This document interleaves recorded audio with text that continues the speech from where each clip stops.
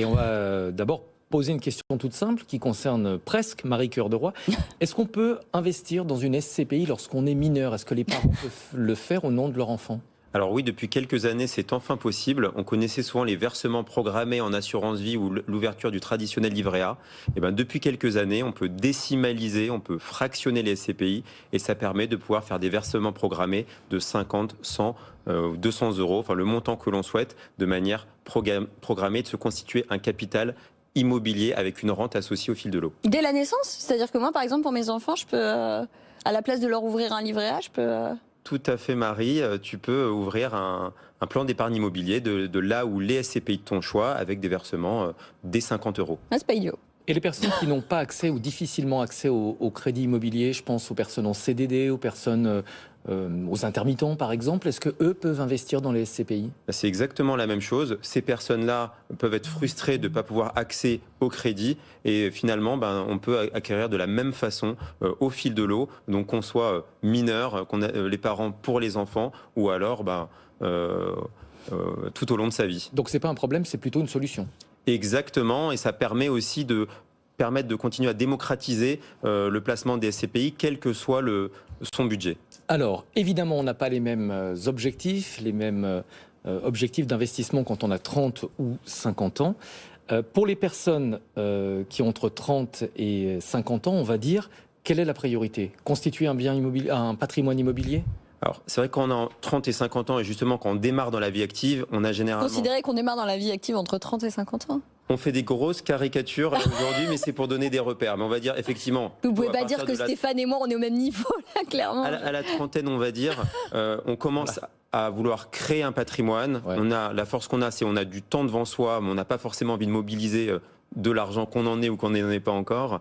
Mais par contre, ce qu'on a, c'est qu'on a une capacité d'endettement, puisque généralement, on démarre en tant que salarié. Et à ce moment-là, on va demander à sa banque, on va voir un conseiller en gestion de patrimoine, et nous, les clients qui nous sollicitent, on leur recommande le mode de souscription à privilégier, c'est d'acheter des parts de SCPI à crédit, donc généralement 100 000 euros sur une durée de 20 ans, ça vous fait une mensualité de crédit de 500 euros par mois. Mes loyers de SCPI, bon an, mal an, vous me rapportez entre 350 et 400 euros par mois. Donc c'est un effort de 100 à 150 €. C'est une sacrée capacité d'épargne qu'il faut pour... Alors, c'est 100, alors je finis juste, Ouais. c'est 100 à 150 euros, plus, pour être tout à fait honnête, il va y avoir de la fiscalité.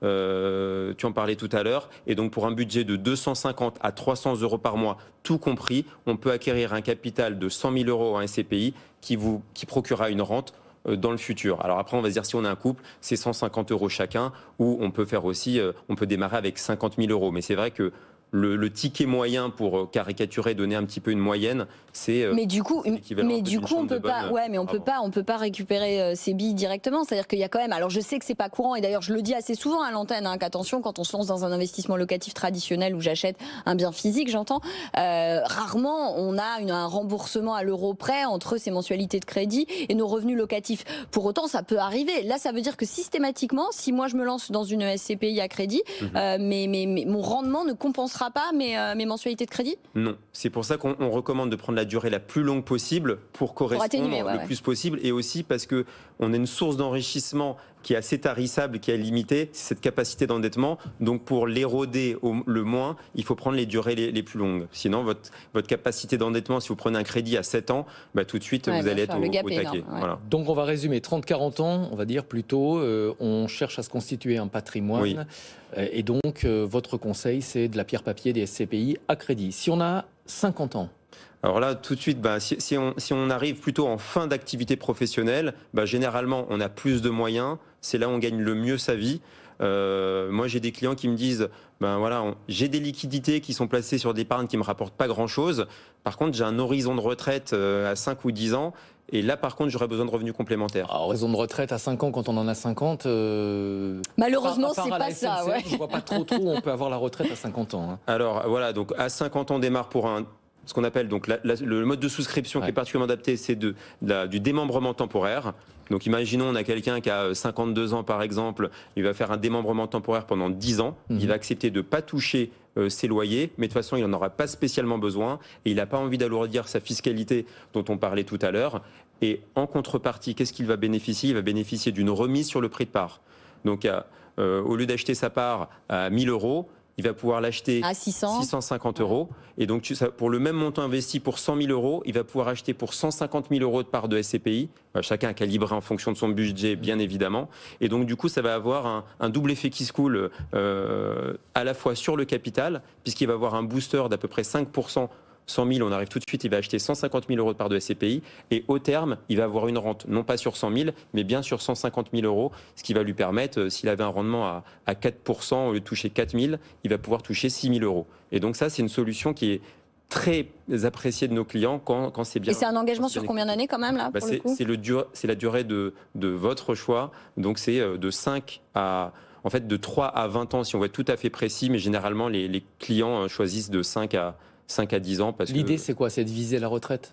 Ah, complètement. Là, c'est l'objectif cible, c'est de se dire je gagne bien ma vie, j'ai pas besoin de payer, je veux pas payer plus d'impôts maintenant, mais je sais que demain, j'aurai un vrai besoin de revenus complémentaires et a priori, ça baisse généralement de à peu près de 40%. Et puis, troisième catégorie, ceux qui ont 60 ans ou plus, et là, on pense plutôt transmission de patrimoine. Quand on est en retraite, là, on va dire c'est l'investissement carpe diem. Là, j'ai envie d'en profiter tout de suite. J'ai travaillé toute ma vie. Si j'ai la chance d'avoir un capital, moi, j'ai envie de compléter ma retraite pour voyager, pour faire mes hobbies ou ne rien faire. Et là, à ce moment-là, j'achète mes parts de SCPI en cash pour toucher immédiatement mes loyers passé le délai de carence. Et c'est aussi un âge où on commence aussi à penser à ses enfants. On dit mais c'est bien. On y a déjà pensé avant quand même. Mais pour ma transmission, en tout cas, c'est plus l'éducation. Là, c'est plutôt la si on attend 60 ans, c'est dommage quand même. De mon patrimoine. Et à ce moment-là, je peux faire comme sur un bien immobilier, puisque la SCPI c'est ni plus ni moins de l'immobilier. C'est penser à faire de la donation de la nue propriété de mes parts. Ce qui me permet de conserver les loyers pour ne pas me démunir de ce besoin que je peux avoir pour compléter ma retraite, mais par contre d'optimiser la succession pour que mes enfants n'aient pas à payer d'impôts, puisque j'ai le droit, je rappelle, de transmettre 100 000 euros tous les 15 ans par parent et par enfant. Est-ce qu'il y a un âge maximal ? On sait que pour un crédit immobilier, passé un certain âge, on ne peut plus vraiment obtenir un crédit. Est-ce que pour une SCPI, on investit jusqu'à 75 ans si on a envie ? Il y a même parfois un formulaire pour les plus de 85 ans. Pour être sûr qu'ils le font de plein... Voilà, pour dire que tout est OK. Donc c'est vrai que généralement, passé 80 ans, on a moins de clients. On va dire que jusqu'à... avant 75 ans, on a encore des clients. Et puis à un moment, il faut bien placer l'argent. Et puis on voit que les SCPI, ça se transmet. Donc soit les héritiers revendront les parts, soit ils les conserveront pour continuer à percevoir les loyers. Donc le produit pour tous, de 7 à 77 ans, comme on dit. De 7 à 77 ans, et puis même pour les mineurs, mais ça c'est les parents qui doivent s'en occuper. Bonne idée, Merci je dis bonne idée. beaucoup Raphaël Oziel, fondateur de la boutique Déplacement. Merci à vous également Marie Cœur de Roi. On vous retrouve tous les jours donc pour le point IMO, la carte IMO à 3h15, 15h15 sur BFM Business.